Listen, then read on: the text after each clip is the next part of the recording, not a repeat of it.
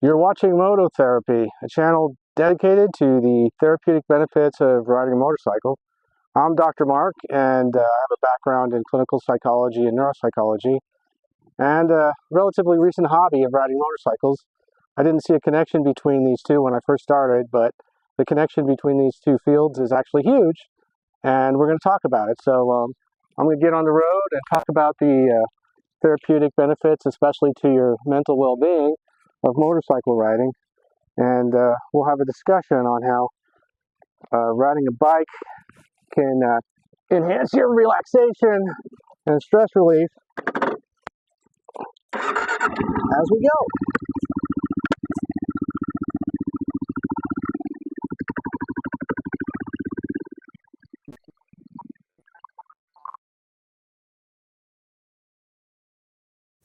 So this video is shot on the road to Bisbee, and there's another video that shows me starting in downtown Bisbee. But in case you're wondering what you're watching, you're seeing a motorcycle ride to Bisbee, and it's in southern Arizona. It's a relatively low traffic. It's kind of an ideal place to ride motorcycles. You can see a long way ahead, and as I've mentioned, there's very little traffic, so it's actually a great place to learn how to ride motorcycles. But what I want to talk about today is combat veterans, post-traumatic stress disorder, and motorcycle riding. And particularly this idea that a lot of veterans who were in combat come back changed from that experience. And not always for the bad, right? I mean, there's this public perception that every vet has post-traumatic stress disorder, and that's clearly not true, or that somehow they're emotionally damaged. And I would say for many veterans, they're probably stronger for the experience, although probably it has changed them. And it's a different world when you're in a situation where you're trying to stay alive and there are other people who are trying to kill you and you'd like to live for decades and they have ideas about having your lifespan be in seconds. So it's a challenge. In either case, many combat veterans do have some mild symptoms from combat, which we would call combat stress symptoms, or maybe residual combat traumatic experiences or traumatic symptoms, but don't meet the full-blown criteria for PTSD. In either case, I actually think they can benefit from riding motorcycles. And one of the observations is that many veterans discover this on their own.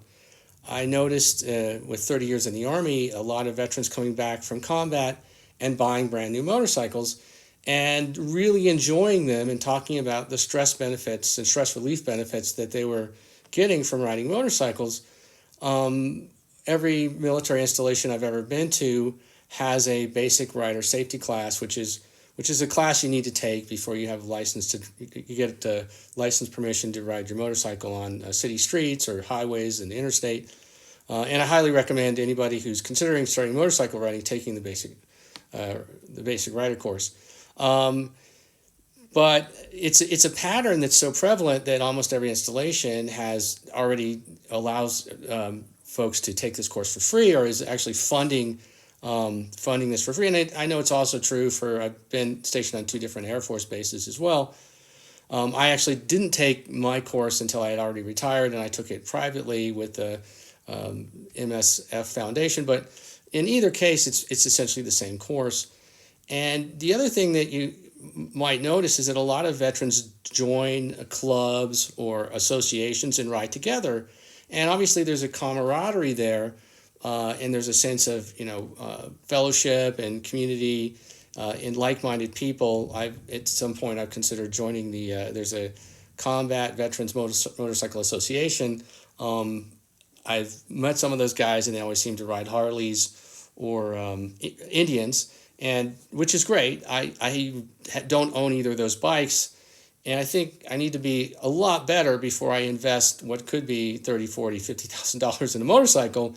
Some of these motorcycles are relatively expensive in that realm, but they're beautiful motorcycles, and I'm nothing against them other than I'm still learning and practicing and getting better. And to me, the dumbest thing you can do is invest like $45,000 in a motorcycle when you're just a beginner, and you're probably going to drop it a few times. Um, in the future, when I'm a much better rider, I'll probably consider investing more money in a bike. Right now, what you see is I'm on a Kawasaki KLR 650, which I love. It's kind of like the original adventure bike, goes anywhere, dirt roads, everything. It's fantastic, and it's relatively inexpensive. But this pattern of veterans finding a lot of relief from motorcycles, it really starts getting noticed after World War II. A lot of veterans come back from the war, and there's not really this awareness of post-traumatic stress disorder the way there is today. And through that process, a lot of them create and join motorcycle clubs.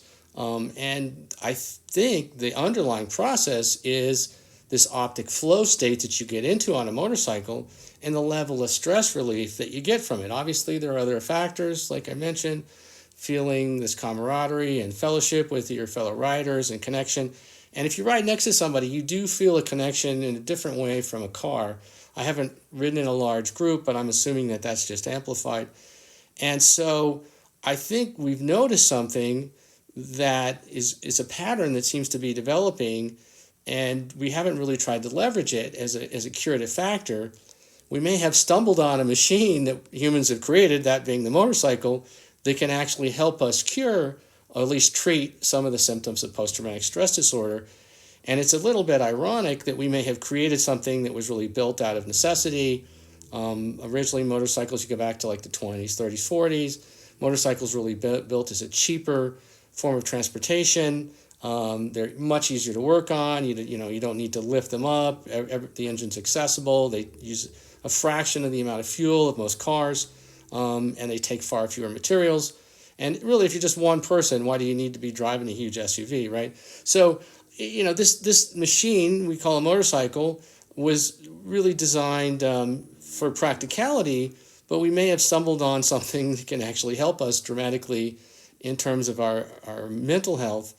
And if you just look at the video and you see I'm cruising along at a decent pace, if you can imagine in person, all of these trees are whizzing by and the guardrails, and it's got me into this sort of locked-in focus, and you can really start to feel the optic flow as I'm doing this. And at the end of it, I notice I just feel dramatically better. So I do think that veterans all the way back from World War I, and there's a lot of Vietnam veterans who ride bikes, and our latest, I'm a veteran of 3 deployments to Afghanistan. But so observationally, a lot of combat veterans may already be treating their post-traumatic stress disorder or symptoms of combat stress with motorcycle riding. They may not conceptualize it this way. I'm conceptualizing it this way because I have a background in psychology, but they may already be leveraging this as a way to help them feel better. And we could probably try to develop this further because it seems so prevalent to ride motorcycles among veterans. And experientially, almost all of them report the same sense of kind of increased focus, relaxation, reduced anxiety, sense of well-being after riding a motorcycle. So it's a very common self-report. Had I not actually tried this myself, I don't know that I would be as convinced. But having tried this, I am quite convinced. And if I just skip to this video, you'll see I'm starting to climb. The road here is actually much steeper than it appears on camera. I think because I've got my camera mounted on my helmet, I'm actually kind of canceling out some of the elevation that I have. And one of the things about a KLR is it doesn't climb maybe as fast as I'd like it to when you get into these steeper situations. I think I'm about maxed out at about 65. I'm getting passed by a Toyota Tundra, I think. But we're climbing. But in this process of climbing, I'm probably even more increased in my focus because it's sort of a different aspect where now I've got elevation and I'm really looking at the mountains and stuff. And you can just kind of see, if you were riding a motorcycle, how this might grab a lot of your attention. There's cars coming. Obviously, there's no real risk here, but it's giving me something to focus on, and it's keeping me really engaged. And at the end of this, I feel like I've been meditating for half an hour or something, Probably meditation is the only other experience that I've had that is so similar to this. If I were to compare the two, and it might just be that I'm not the greatest meditator, I personally feel more relief or more anxiety reduction and feel better after riding a motorcycle than I do meditating. Now, that may be a lack of skill of meditation. As you can see, I'm entering a tunnel here, and this tunnel is actually quite old and quite bumpy. You can see the motorcycles kind of jumping up and down, and the KLR absorbs what are pretty dramatic bumps from this old tunnel very well, so it's not too uncomfortable. But there does seem to be something really effective about motorcycle riding, and I'm trying to explain it both verbally and demonstrate it on this motorcycle so you can see both sides of it. The best evidence that motorcycle riding benefits our mental health is from the UCLA 2021 study by Dr. Don Vaughn et al. And this was really an impressive study. And as I mentioned in a previous video, cortisol is a stress hormone. It's a biomarker of stress. And the participants who rode motorcycles for 20 minutes a day had a 28% reduction in cortisol. And that was really impressive. They noticed other things such as epinephrine levels were increased and heart rate was increased during and right after riding a motorcycle. And they really showed that there are a number of biomarkers that can be enhanced by motorcycle riding. I would personally like to see a lot more studies on this to see if we can't find more research about the benefits of motorcycle riding. And one of the interesting factors is that the motorcycles have been around with us for almost 100 years. We're about 100 years into this, and we haven't done a ton of research on what the health benefits of riding motorcycles might be. And I don't know that too many people thought about it that way. But this study is very impressive, and I think it hopefully will lead to more research on this topic, because the researchers also suggested that we might be able to enhance our selective attention and sensory monitoring by just riding motorcycles, which is a fun activity once you get good at it. Once you get better at it, it's quite enjoyable. And to find out that you have an enjoyable activity and you can actually go places and you might actually be doing things that are really good for your mental health and potentially even good for your brain, means that we should definitely continue researching this area and trying to figure out what's going on. I think to sum this all up, I mean, we have all the anecdotal information that a lot of veterans ride motorcycles, and especially combat veterans. A lot of the motorcycle clubs that were formed, especially after World War II, probably had this element of suppressing PTSD symptoms or suppressing anxiety as part of the benefit of riding motorcycles. And so this whole camaraderie part is a motorcycle club that I think we have to also include.